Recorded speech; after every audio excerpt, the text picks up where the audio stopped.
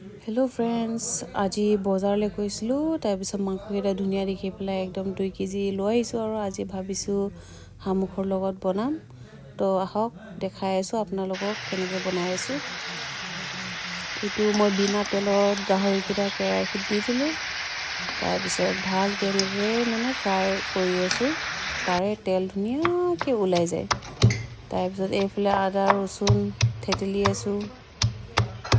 তাৰপিছত জলকীয়া ভোট জলকীয়া দি কৈ ভাবিছোঁ তাতে অলপমান জ্বলা হওক। তাৰপিছত এইফালে কেইটামান শুকান লাল জলকীয়াও দি দিছোঁ।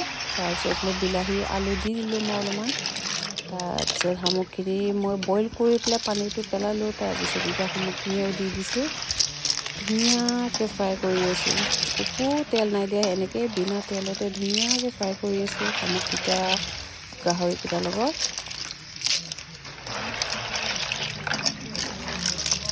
আৰু শামুককেইটা গাৰ কাৰণেও বহুত ভাল, গাৰ নহয় চকু মেইন। যাৰ চকু কমজুৰি আছে সেইকেইটা শামুকখিনি খাব পাৰে, বহুত ভাল চকুৰ কাৰণে। তাৰপিছত অলপমান দেৰি ঢাকি থৈ দিলোঁ।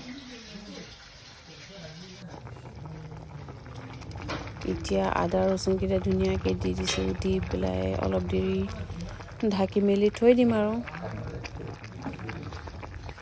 ধুনীয়াকৈ আদা ৰচুন দি হৈ গ'ল। এতিয়া গাহৰিটো অলমষ্ট ডান। তো ফ্ৰেণ্ডছ, যদি মোৰ ভিডিঅ'কেইটা ভাল লাগিছে please do like, share and subscribe. Till then bye by.